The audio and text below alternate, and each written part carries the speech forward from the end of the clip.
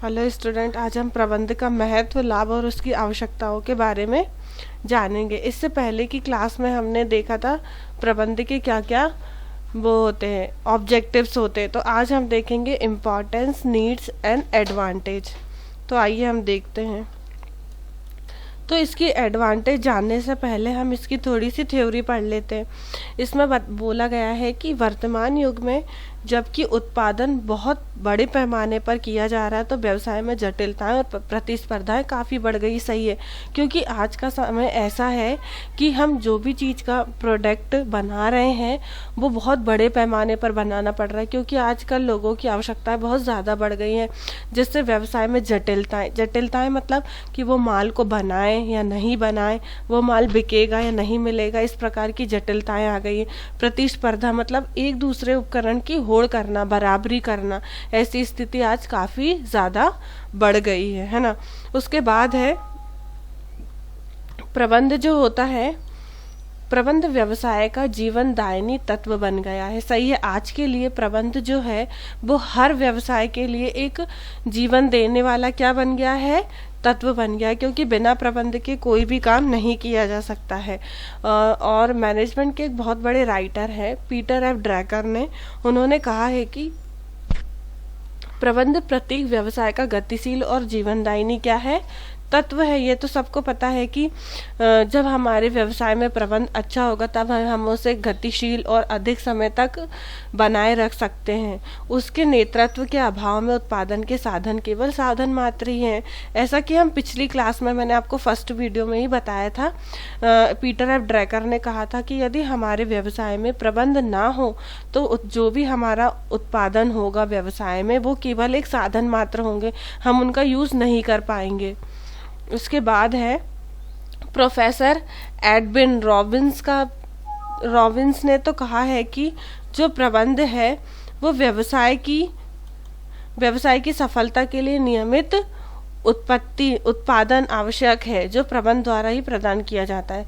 उनका ये मानना है कि यदि हमें व्यवसाय में सफलता प्राप्त करनी है तो हमारा अच्छा प्रबंध होना बहुत ज़रूरी है। उसके बाद आता है डॉक्टर जॉन एफ मी। उन्होंने क्या कहा है उनके शब्दों में कि प्रबंध किसी भी देश के आर्थिक विकास की मास्टर कुंजी है। उनका ये मानना है कि मतलब जो भी हमारा भारत देश हो या कोई और देश हो, यदि वो अपनी सफलता पाना चाहता है अपने व्यवसाय में, बिजनेस में, तो उसके लिए प्रबंध होना बहुत ज़रूरी है। प्रबंध की चाबी यदि उसके पास होगी तो वो व्यवसाय में क्या करेगा, अच्छे से सफल हो पाएगा, है ना। उसके बाद आते हैं हम प्रबंध के महत्व। इसे आप महत्व भी बोल सकते हैं, बेसिक नीड्स भी बोल सकते हैं, इम्पोर्टेंस या एडवांटेज कुछ भी बोल सकते हैं। उसके बाद हमारा पहला एडवांटेज है उत्पादन के विभिन्न साधनों में समन्वय की दृष्टि से। जैसे कि आपको देख के क्वेश्चन समझ में आ रहा है, वो क्या बोल रहे हैं कि प्रबंध के सिद्धांत एवं व्यवहार का अध्ययन हमारे लिए इसीलिए महत्वपूर्ण है। अब देखो, हम जब कोई भी व्यवसाय चालू करते हैं तो हम उस व्यवसाय के लिए हम प्रबंध करते, तो प्रबंध के लिए हमें क्या आवश्यक है, उसके सिद्धांत, उसके व्यवहार के बारे में जानना क्या बहुत ज़रूरी है। तो इसके लिए हमें क्या करना पड़ेगा, प्रबंध के माध्यम से हम असंगठित साधन जैसे मानव, मशीन, माल, मुद्रा आदि का एक उपयोगी संस्था में क्या कर सकते हैं, परिगत कर सकते हैं। मतलब इन्हें सही ढंग से कहाँ पर कितना माल लगेगा, मानव, मशीन, ये सब कितनी क्वांटिटी में यूज़ होगी, तो वो हम अपनी संस्था, हमारी संस्था जितनी बड़ी होगी उसके हिसाब से हम क्या कर सकते हैं, उन साधनों को उपलब्ध करा सकते हैं, है ना। और उसके बाद है कुशल प्रबंध ही एक उपक्रम की सफलता निर्भर करती। सही बात है, यदि हमारा कुशल प्रबंध होगा तभी तो हमारे उपक्रम की क्या होगी, सफल होगा। हम जो भी उपक्रम मतलब जो भी व्यवसाय कर रहे हैं, जो भी अपने व्यवसाय में जो भी चीज़ बना रहे हैं, वो कब तक सही होगी, यदि हमारा क्या होगा, कुशल मतलब हमारा अच्छा प्रबंध होगा, तभी ये सही होगा, है ना। उसके बाद हम आते हैं प्रतिस्पर्धा का सामना करने की दृष्टि से। प्रतिस्पर्धा मतलब क्या होता है, देखो अब वर्तमान समय में क्या हुआ है, फॉर एग्जाम्पल जैसे हम मार्केट में जाते हैं, जैसे मान लीजिए हम स्टेशनरी पे जाते हैं। अब मार्केट में आज के समय में एक से बहुत सारी स्टेशनरी है, तो आज के समय प्रतिस्पर्धा बढ़ गया, हर इंसान सोचता है कि हमें ज़्यादा प्रॉफिट हो। इस प्रॉफिट के लिए वो क्या करता है, अपने व्यवसाय का एक अच्छा मैनेजमेंट करता है। बाज़ार में जो सही कीमत पर सही किस्म की वस्तु देगा, लोग उसी के पास जाएंगे। तो ये आज का जो ज़माना है वो प्रतिस्पर्धा में, प्रतिस्पर्धा में सिर्फ ये नहीं है कि हमारे व्यवसाय का मैनेजमेंट ही अच्छा होना चाहिए, हमारे व्यवसाय का बाहरी रख रखाव भी अच्छा होना चाहिए, उसका विज्ञापन अच्छा होना चाहिए, हर चीज़ की पैकेजिंग अच्छी होना चाहिए।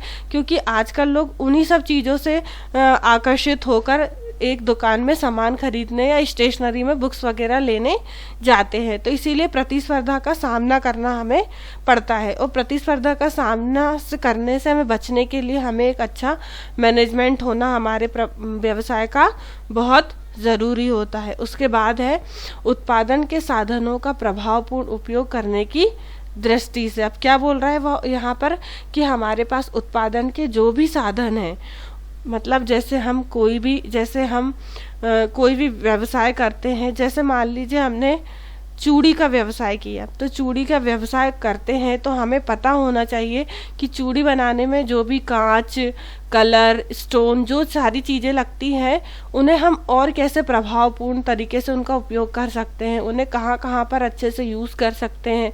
तो इन सब के लिए हमारे पास क्या होना चाहिए, एक अच्छा गाइड करने वाला एक इंसान होना चाहिए। उसके बाद हमारे पास जो भी साधन है वो बहुत अच्छे होना चाहिए। तो इन सब के लिए हमें किसकी ज़रूरत होगी, इन सब के लिए हमें प्रबंध की ज़रूरत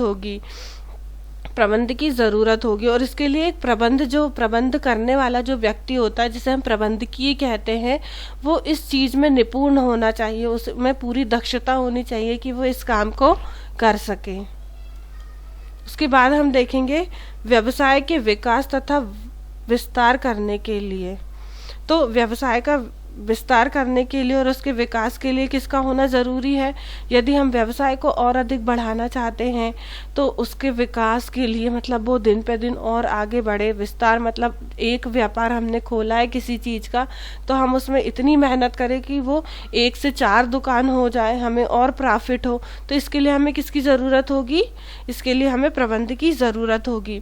जैसा कि इसमें कहा है कि बड़ी मात्रा में भूमि, पूंजी और श्रम संगठन आवश्यक हो गया है। सही बात है, आजकल लोगों की इच्छाएं और महत्वाकांक्षाएं बहुत ज़्यादा बढ़ गई है। तो इसके लिए हमें व्यवसाय का विकास और विस्तार करना ज़रूरी है, क्योंकि मार्केट में चीज़ों की डिमांड दिन पर दिन बढ़ती जा रही है। उसके बाद है न्यूनतम लागत पर श्रेष्ठतम परिणाम प्राप्त करने की दृष्टि से। अब न्यूनतम लागत मतलब हर ग्राहक यही सोचता है कि हमें कम कीमत पर अच्छी से अच्छी चीज़ें प्राप्त हो, तो उस हिसाब से हमें व्यवसाय शुरू करना चाहिए, उसका ऐसा मैनेजमेंट करना चाहिए कि लोगों को कम कीमत पर अच्छी सी अच्छी चीज़ें हम उन्हें प्रदान कर सके, जिससे लोग हमारे यहाँ और आए और ख़रीदारी करें। तो इसके लिए हमें ये व्यवस्था करनी चाहिए। उसके बाद आता है परंपरागत विधियों तथा नवीन टेक्नोलॉजी में समन्वय स्थापित करने की दृष्टि से। अब यहाँ पर जैसे आपको समझ में आ रहा है, परंपरागत मतलब क्या होता है, जो हमारी पीढ़ी दर पीढ़ी जो चीज़ें चली आ रही हैं, उन चीज़ों को हमें नष्ट नहीं करना, उनको हमेशा वो जैसी हैं उन्हें वैसे ही रहने देना है, बस उसमें थोड़ा सा मॉडिफाई कर देना है। मतलब हमारी जो नई टेक्नोलॉजी है उसके थ्रू उसको थोड़ा नया करना है, लेकिन हमारी जो परंपराएं हैं उन्हें हमें बदलना नहीं है। जैसे चावल जो होते हैं, पुराने ज़माने में जो चावल दाल इनका जो उपकरण किया जाता था, तो वो जैसा वो चावल खेत से आता था वैसे ही जो दाल और वो चावल की जो खेती होती थी हमें एज इट इज़ वैसा ही मिलता था। लेकिन अब नई टेक्नोलॉजी आ गई है तो उसमें बहुत सारे चेंजेस हो गए, जैसे दाल में कलर होने लगा है, चावलों में भी कलर होने लगा, उनकी ज़्यादा सफाई होने लगी, उनकी ज़्यादा अच्छे से पैकेजिंग होने लगी। लेकिन हम अपनी उस परंपरा को तो नहीं भूले ना। तो ऐसा ही हमें परंपरागत विधियों द्वारा नवीन तकनीकों में समन्वय स्थापित करना, समन्वय बनाकर चलना, हमें हमारी परंपरा को नष्ट नहीं करना है। तो ये कब हो सकता है, जब हमारा प्रबंध क्या होगा, अच्छा होगा। उसके बाद आता है शोध और अनुसंधान की दृष्टि से। शोध और अनुसंधान की दृष्टि से क्या है बोल रहा है वो, शोध मतलब आपको पता है क्या करना, किसी भी चीज़ की हम रिसर्च करते हैं, खोज करते हैं, तो वो हो गया शोध और अनुसंधान करना। उसमें क्या बोल रहा है, जिस उपकरण की प्रबंध व्यवस्था शोध और अनुसंधान पर बल देती है, वह उपकरण अधिक तेजी से विकसित किया जा सकता है। ये तो सबको पता है कि एक व्यवसाय में यदि वो व्यवसाय शोध और अनुसंधान पर बल दे रहा है तो हम क्या कर सकते हैं, उसमें हम अधिक बल दे सकते हैं। वह उपकरण में अधिक तेजी से क्या होगा, इसके द्वारा विकास होगा। यदि प्रबंध शोध और अनुसंधान के प्रति सजग नहीं रहते हैं तो उपक्रम की जो प्रगति है वो अविरोध हो जाती है। इसलिए प्रबंध की कुशलता मानदंड यह भी है कि वह शोध एवं अनुसंधान को किसी भी सीमा तक अपनाना। वर्तमान युग में जो प्रबंध है, शोध और अनुसंधान की जो सहायता है, उसकी सहायता से हम उपक्रम को क्या करते हैं, उन्नति के शिखर तक पहुंचाते हैं, है ना। तो इसके लिए हमें अपने व्यवसाय में शोध और अनुसंधान की दृष्टि से उसको देखना होगा।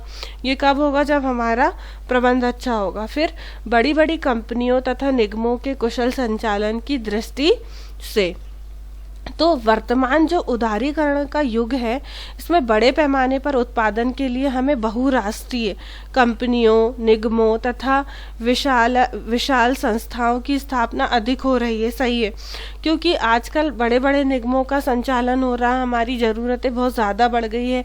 इसके लिए हमें बहुराष्ट्रीय स्तर पर बड़ी बड़ी कंपनी, जो निगम है, उसके बाद बड़ी बड़ी जो संस्थाएं हैं, उनकी आवश्यकता हो रही है। फिर उसके बाद है सरकारी नियंत्रण की वजह से दिन प्रतिदिन इसमें उत्पादन में क्या हो रही हैं, जटिलताएं हो रही हैं।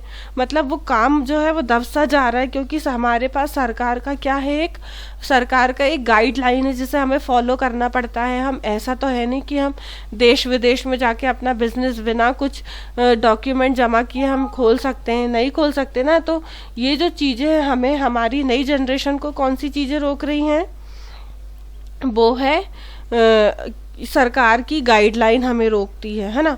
उसके बाद हम देखते हैं प्रबंधकीय शिक्षा के विकास की दृष्टि से। अब प्रबंधकीय शिक्षा मतलब प्रबंधक, उस चीज़ को जो बनाता है, जो मैनेजमेंट बनाता है, वो प्रबंधक होता है।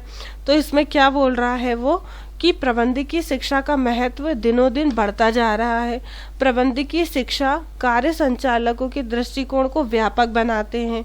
सही बात है, वर्तमान या भावी पदों पर उत्तम तरीके से कार्य करने की क्षमता को क्या करते हैं, वो विकसित करते हैं। सही है, एक प्रबंधकीय मतलब जो प्रबंध करने वाला होता है उसे हम प्रबंधकीय कहते हैं। तो वो मतलब अपने उसके जो वर्कर्स होते हैं, जो कर्मचारी होते हैं, वो उनको ऐसे गाइड करता है कि वो दिन पे दिन क्या हो, उन्नति उनको मिले।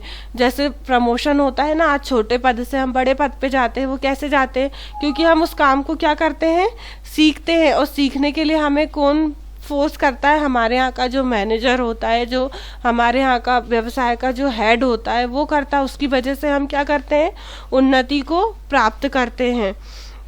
उसके बाद आता है इसमें प्रबंधकीय शिक्षा भविष्य के लिए कार्य संचालकों की एक अच्छी टीम तैयार करता है। सही है, क्योंकि यदि हमारा जो बड़ा प्रबंधकीय जो होता है, यदि वो शिक्षित होगा तो वह अपने उपक्रम में या कहीं पे भी एक अच्छे वर्कर को रखेगा जो शिक्षित हो, ताकि वो क्या कर सके, व्यवसाय में लाभ प्राप्त कर सके। उसके बाद वो बोल रहा है सामाजिक उत्तरदायित्वों के निर्वहन की दृष्टि से।